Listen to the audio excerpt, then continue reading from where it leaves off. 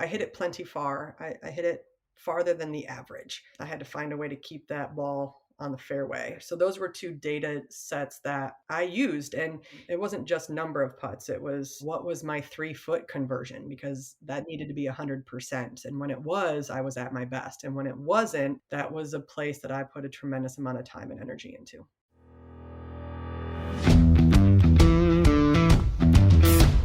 Technology is transforming how we think, how we lead, and how we win.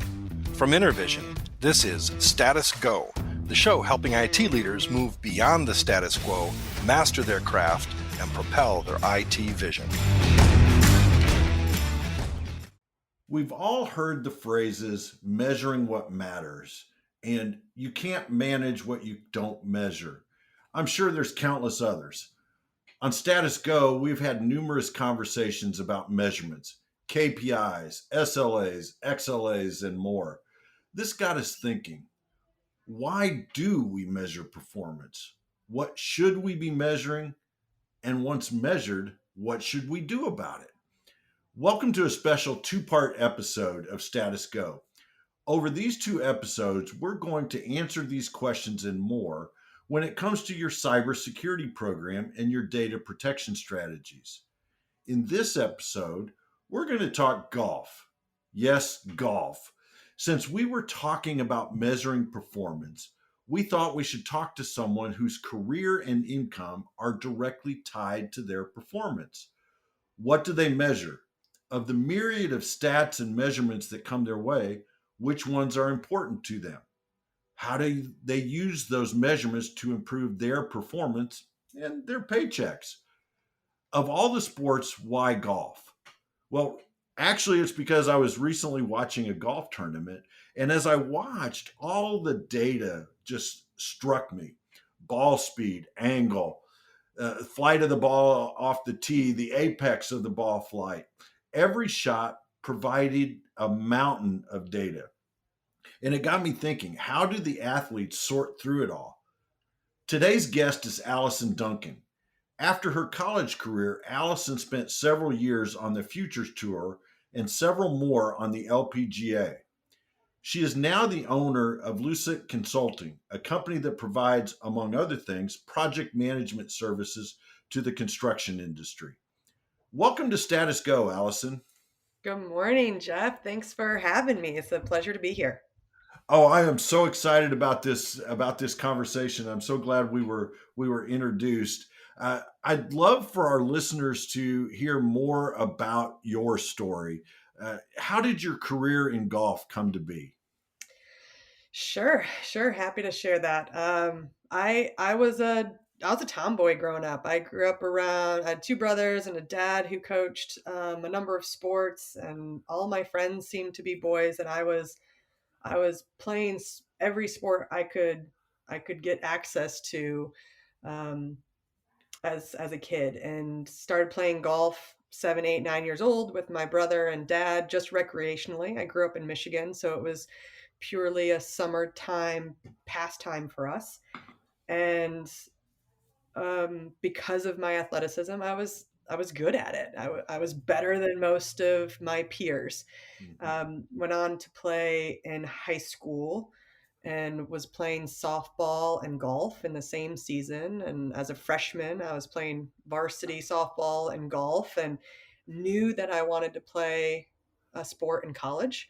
Mhm. I blew out my knee my sophomore year in high school, which Oof. made that decision pretty easy because I was a catcher in softball. And Oh so my, yeah.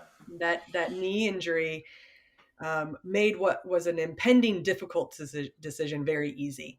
And so about halfway through my high school career, I really started to put some more time and energy, intentional time and energy, outside of my high school golf team, and found my way to Michigan State, who gave me a small little incentive to come be a part of their team. I didn't quite have a full ride, but enough to make me want to be a part of a great program.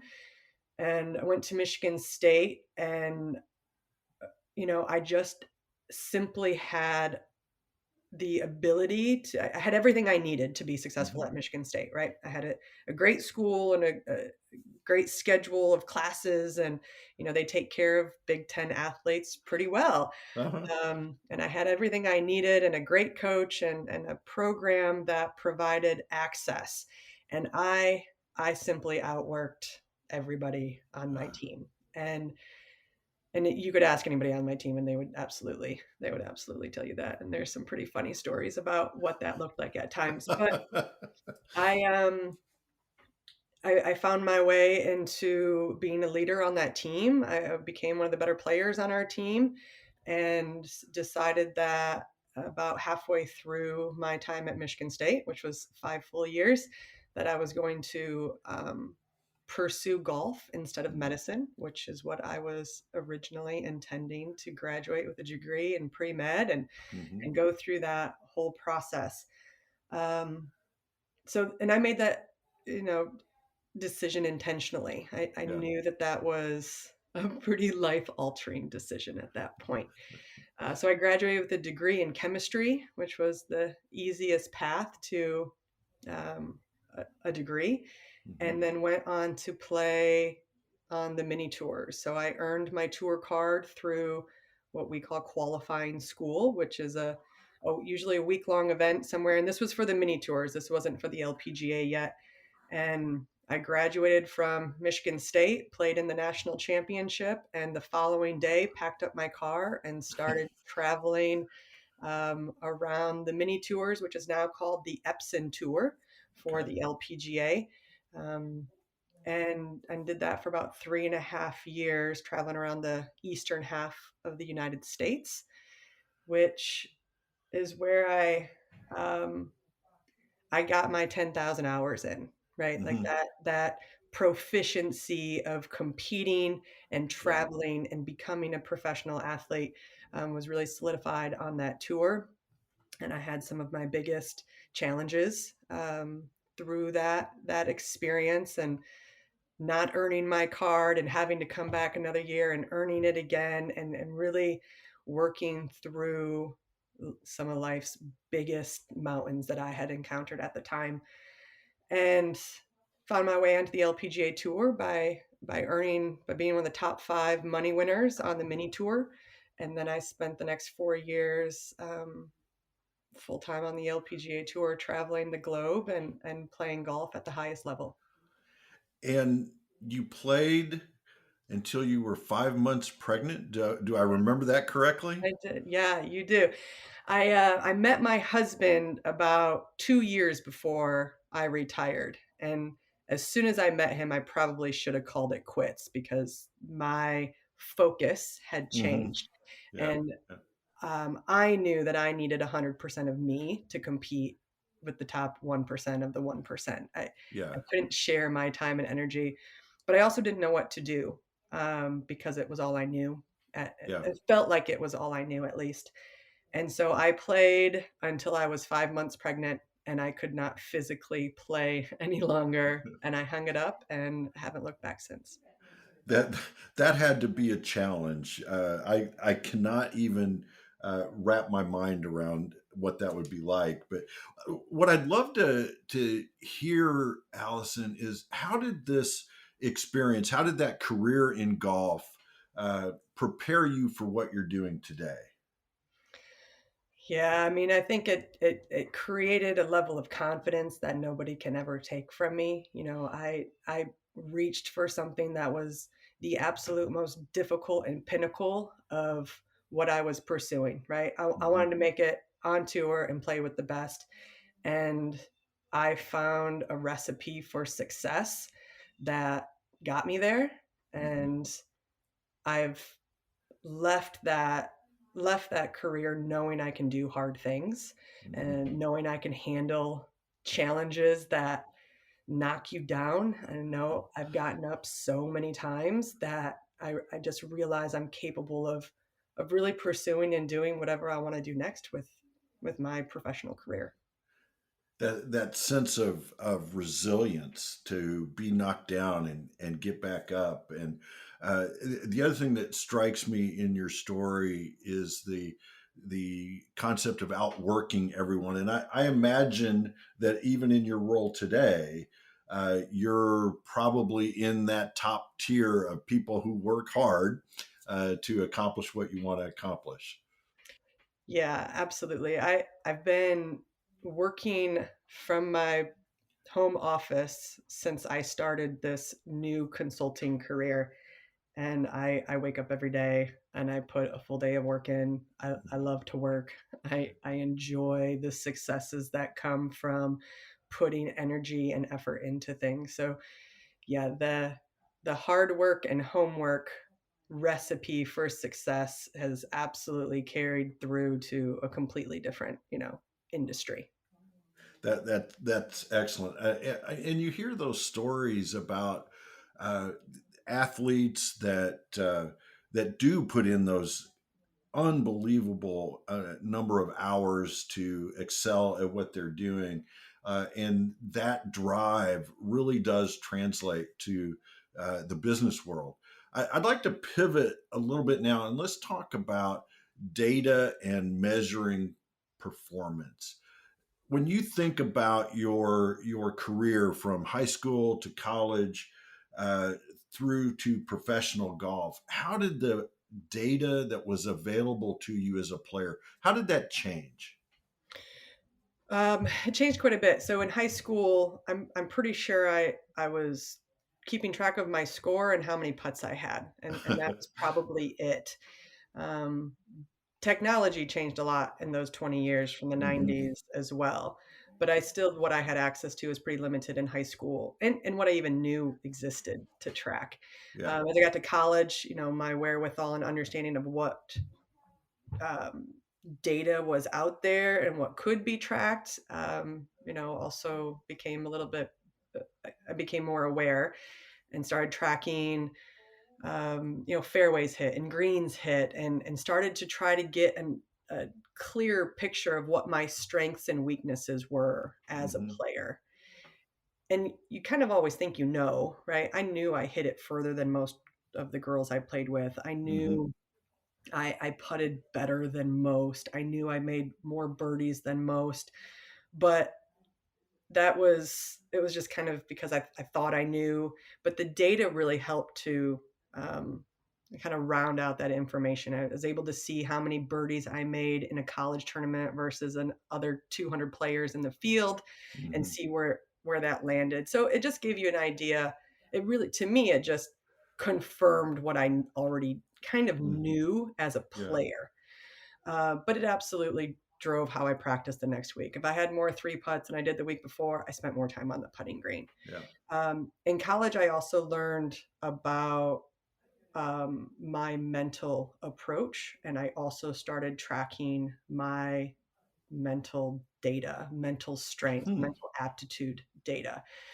And then at the professional level, that really became really as I was earning my tour card, as I was really reaching the peak of my proficiency as a tour player on both the mini tours and the LPGA, most of my focus transferred to that mental data collection, Hmm. which was important because when you get to the LPGA, that data, to your point, launch angles and ball speed and club head speed and all those things. I mean, they are available, and I use them to outfit me with the right clubs. Right, I use Hmm. data to help.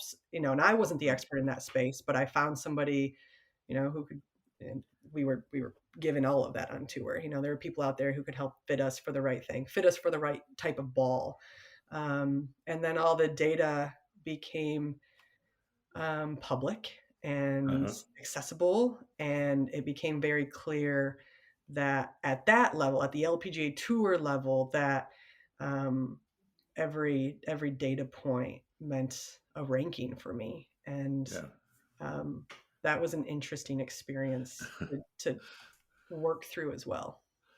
Yeah, because I would imagine even in college with the data you were tracking there, it just wasn't so public to everyone else. The players probably knew some of the rankings, but then to move into the professional ranks Sure. when you're doing that, uh, that's something in the business world we don't necessarily have to pay much attention to unless you're, looking at the Inc. 500 or whatever those things are, right? But Sure. your everyday performance is not public to everybody to dissect.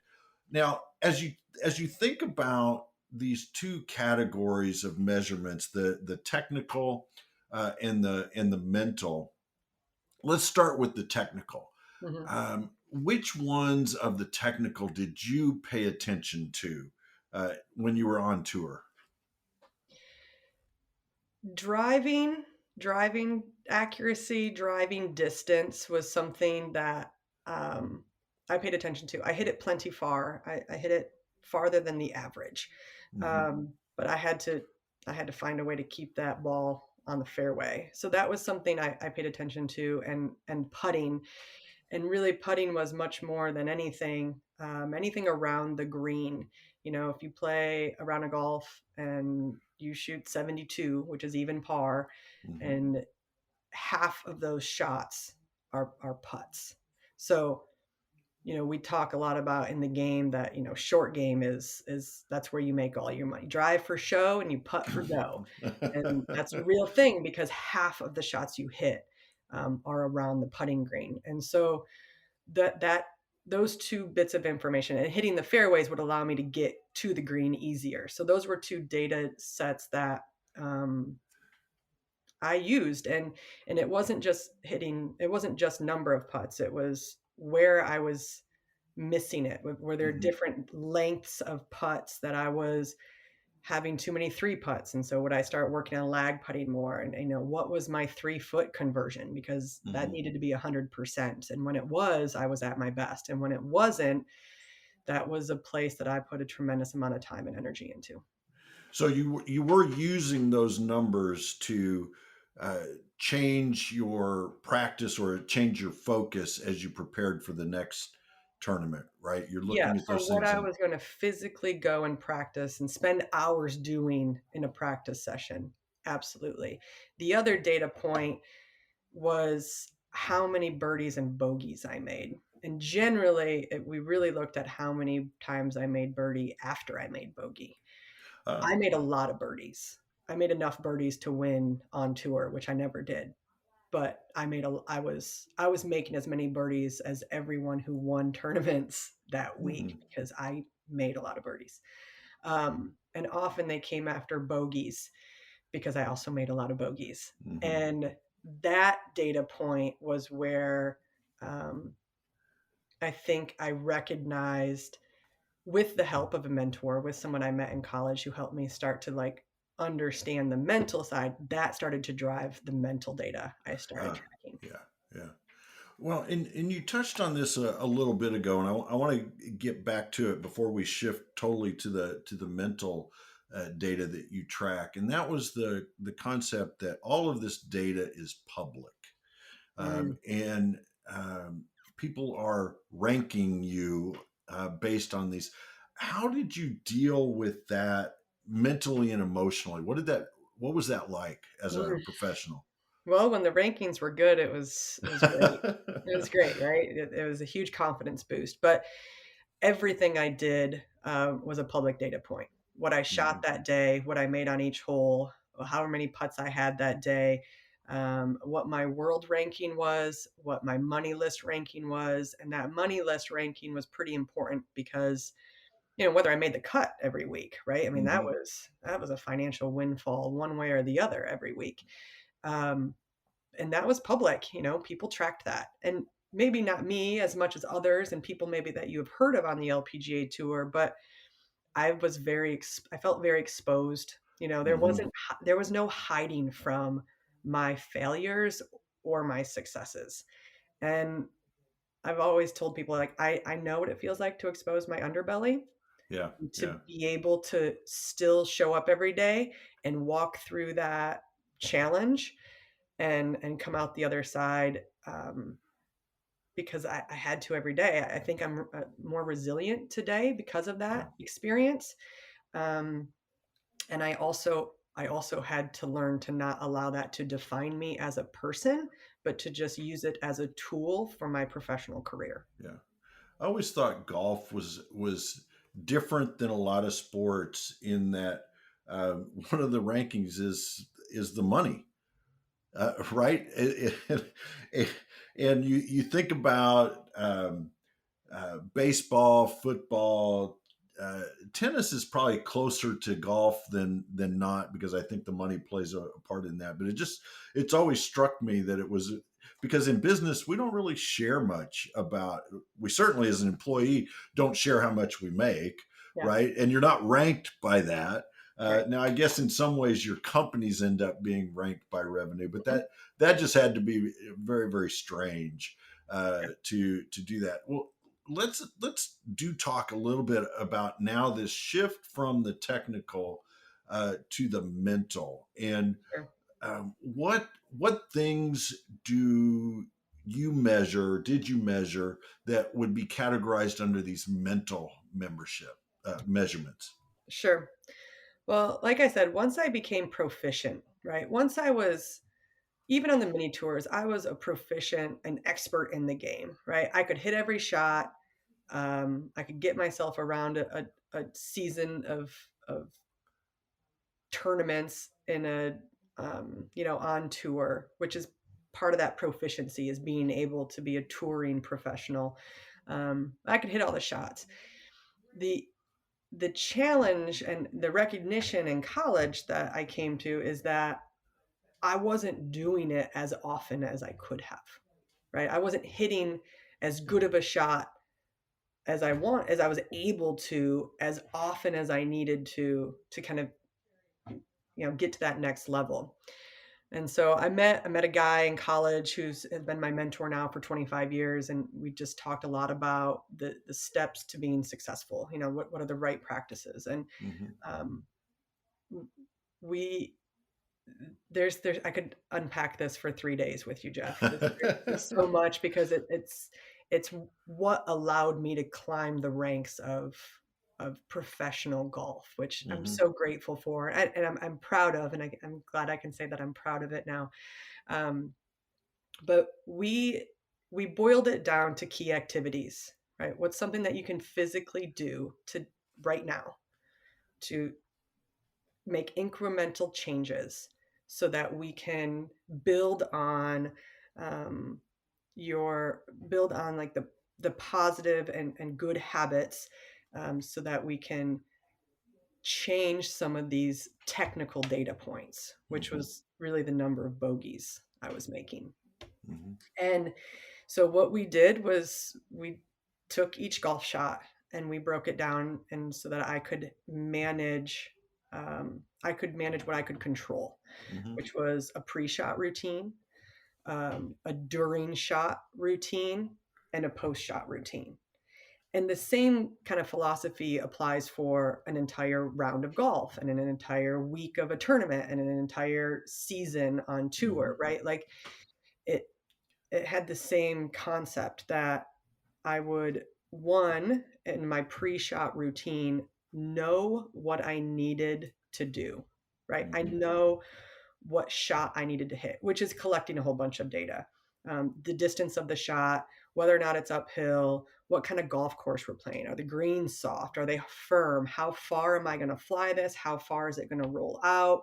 What's the wind doing? And taking, your 90 seconds that you get to make sure you're preparing for each Mm-hmm. shot. It's very intentional. Um, and then not being overly OCD about it either, right? I Mm-hmm. wasn't having to do everything in a specific sequence. It wasn't that. It was just, hey, making sure we are making the right decision so that when I pull a club from that bag or my caddy hands it to me, because it didn't matter to me either way, that Mm-hmm. I knew I had done everything I could to prepare myself to hit the best shot I could hit. Yeah. The next part I felt like I had the least amount of control over. But again, I was already proficient. I already knew how to hit the shot. Being able to execute it is the challenge. That's the Mm-hmm. game. Yeah. And so I always had one intentional thought that I was going to think about my target and have enough time at the top of my swing to keep that thought in my mind, which we're now talking about being able to control your thoughts, which Yeah. is where this practice came into play. And then the post shot routine really is where it all started, because in college, and to this day, I have a pretty good temper. I'm a pretty um, intense person. And in college, I thought, watching my dad coach baseball and football, and he was, the kind of coach that would get in your face and fire you up, and, he had loud, booming voice. In college, I'd hit a bad shot and I would, you name it, slam my club on the ground. I Hmm. think I broke one of the legs on my golf bag one time, and, my coach got all over me because I was just so not quite explosive, but I would get pissed. Yeah. Yeah. And I'd take that and I would go and make birdie on the next hole because I got fired up. Yeah. And it was Hmm. an energy. It was just trying to find a little bit of adrenaline rush. Hmm. And what I learned in college real quickly is that was a problem, because if I wanted an adrenaline rush, all I had to do was pump one out of bounds and I'd get so pissed off, and then I'd go and like find a way to make the next two holes work because I was energized. Yeah. Yeah. And we realized that's a problem. Like, what a negative feedback loop that had Yeah. become Yeah. for me. Yeah. And so that post shot routine became intentional. Because what I didn't do is, if I hit a good shot, I didn't like do a high five and like run around and get fired up like Tiger Yeah. Woods would do, The right? tiger pump, right? Tiger Yeah. pump, Yeah. right? I didn't do that. I didn't have that practice. So what we tried to do is flip my response. So if I hit a Hmm. bad shot, take a deep breath, take a practice swing, visualize the good shot. And if it was a good shot, I actually had to be like, hey, if I had Yeah. a Yeah. caddy, like, that was good. And he'd be like, Uh-huh. yeah, it was good. Absolutely. Like, okay. And that was a hard pill for me to swallow. Yeah. That is. It's changing Mm, your something that's so mm, deeply ingrained. mhm. Now, how did you track the? Are you keeping track of this on your scorecard? Is that Sure, how you're doing it? sure. Yeah, so I'd call my mentor after every round of golf, which I know I'm blessed and lucky to have, but this was our process. So I would track my pre-shot, my post-shot, and my during shot on every hole. And there's 3 to 5 shots on every hole. So like, was I doing it? How many times did I get an X, a zero, or whatever my iconography was that was Yep. on in the box of my scorecard? And at the end of the day, I would be able to call and be like, you know what? All but one time on putting and all but 2 times on the tee. And, I generally struggled with the pre-shot routine was easier for me to Hmm. be successful at 100% of the time. The during shot routine was very challenging. But the intent was there, even if I didn't Yeah. do it. Yeah. The Yeah. intent, like, I wanted to do it. And then the post shot routine is where, how many times did I I used a lot of swear words when I was on tour, Jeff. I'll try not to here. But, how often would I get frustrated with myself, and how often was I able to, like, Yeah. be mature enough to take a deep breath and move on because I had to go and hit the next shot. Yeah. So Yeah. yeah, I did. I tracked it on my scorecard, and we talked about what the numbers were at the end of the day. Yeah. The self-awareness and emotional intelligence to be able to uh, be truthful Oh, about what you're writing down, right? Even that, because you're going to be talking about it later. It's like, oh, you know, damn's not the worst word I could have used, right?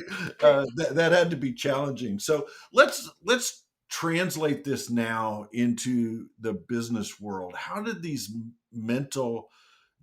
process of measuring the mental aspects and focusing on what you can control, Mhm. how does that show up in your business life today? Well, you hit the nail on the head. I had to learn to be real honest with myself. Hmm. And that was something I learned to do, you know, a little bit in college and shortly thereafter. So I feel very lucky that in my 20s, my self awareness became my number one objective, because I had to know what I was thinking. And then I had to be aware of what those thoughts created, what emotions those thoughts created. And I'm not a psychology doctorate. I'm a doctor No, of it's chemistry, right? Chemistry. chemistry, right? Right. And so I don't know exactly how this all, physiologically works, but I knew that if I could control my thoughts, I could control my emotions. Hmm. And I had to be able to understand what I was thinking, and I had to be honest with myself. So that that honesty absolutely carries, it's how I conduct my day-to-day business. I'm Hmm. very honest with people, and in project management, when all you're doing is solving problems, Yeah. has been very has served me well, because the reality is this is the honest solution set we are working with. I Hmm. know they aren't all the best answers in the world, but that's it. And I don't feel any emotional attachment to that, because it's just the honest truth, and it's all I can offer you at this point. So that honesty has created, I think, just almost a benchmark for how I conduct myself as a professional. Hmm. And then the awareness, when you work with people and they have Yeah. different personalities and they have different skill sets and they have different experience levels, and the ability to not react in a situation also gives me time to not be part of a problem, right? I don't Yeah. I don't create a problem because I'm now reacting emotionally to somebody else's Hmm. whatever it is, whatever their personality or their issues, or um and also recognize that when good things do happen, that I acknowledge them Yeah. Yeah. with myself, with coworkers, peers, and anyone that I'm working with. I'm very conscious that I don't just assume that people take care of themselves when they're successful, but just Hmm. by giving themselves a pat on the back, and try to make that part of how I manage my teams, and support my clients. Yeah. Celebrating those victories, even the small victories, are is so important. Do you still measure the mental aspects? Do you reflect back on your day and kind of mentally keep track of the emotion, the mental aspects of your day? Yeah, I've definitely recognized that my mental practice is not at the same level as it was when it was all I was doing. So Hmm. when I was playing golf, it was just me, and it was 100% of my focus. Yeah. As a mom and a wife and a business owner, um, it has changed my ability to like spend the amount of time on that Hmm. sort of Yeah. practice. But I think because I've done it for so long, and, I hate to even disqualify that, because absolutely I do. I recognize when I get frustrated with my Yeah. children, and I Yeah. recognize what that means, and if it was them or if it was me, and being able to come back to them and have that honest conversation. And the same thing with my husband. I wake up every day very intentional about, growing our relationship. So it looks and feels very different. Um, but I think the foundation that I had built with just the awareness piece has um, allowed me to, maybe I don't track it on a piece of paper every day, but I do have a little gratitude journal, like Hmm. what I'm thankful for. I recognize how Yeah. important that is. So yes, but it looks different. Yeah. Yeah. Um, You don't carry around your scorecard.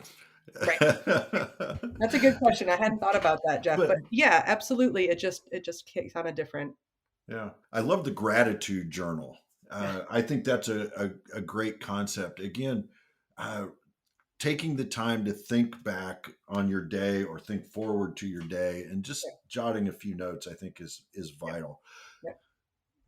As we talked about status go, I love to leave our listeners with a very specific call to action. So, as you think about our listeners, what are one or two things that they should go do tomorrow because they listened to our conversation today? I think it all started for me, with my mental awareness. What can you do when you wake up tomorrow to recognize what your mental state is? So, and I don't wake up happy go lucky every day. Uh-huh. I wake up feeling a lot of various different emotions depending on what's going on in my life. Um, and recognizing that is step one. And then being able to see through a day, like, and so if it is a journal, I mean, I've journaled through my professional career regularly, and it was one or two sentences like, Mhm. man, I was mentally tough today, or man, I didn't do this as well as I could have, Yeah. I kept that. um, and so, do you wake up and can you start to recognize how your mental state impacts your productivity? Uh, And I don't know what your productivity is. Is it managing people? Is it building systems? Is it growing a company? But whatever your goals are, because I assume we're speaking to people who are highly proficient in Efficient. their field. And Yes. so whatever their goals are, is their mental state serving them toward those goals? Or are you just putting up your own roadblocks? Yeah. I love that because it is your mental state really drives your success throughout the day, kind of those mini successes. Hmm. And when you start to put them together into a round of golf, a season of golf, or I forget exactly what how you said that, the round, a tournament, and a season, that translates to business, right? Mm, If we can put those things together over the course of around a tournament in a season, we're going to be successful in business. So yeah, I love that as an action. yeah. Allison, I so have enjoyed our conversation. I really want to thank you for taking the time and talking with us today.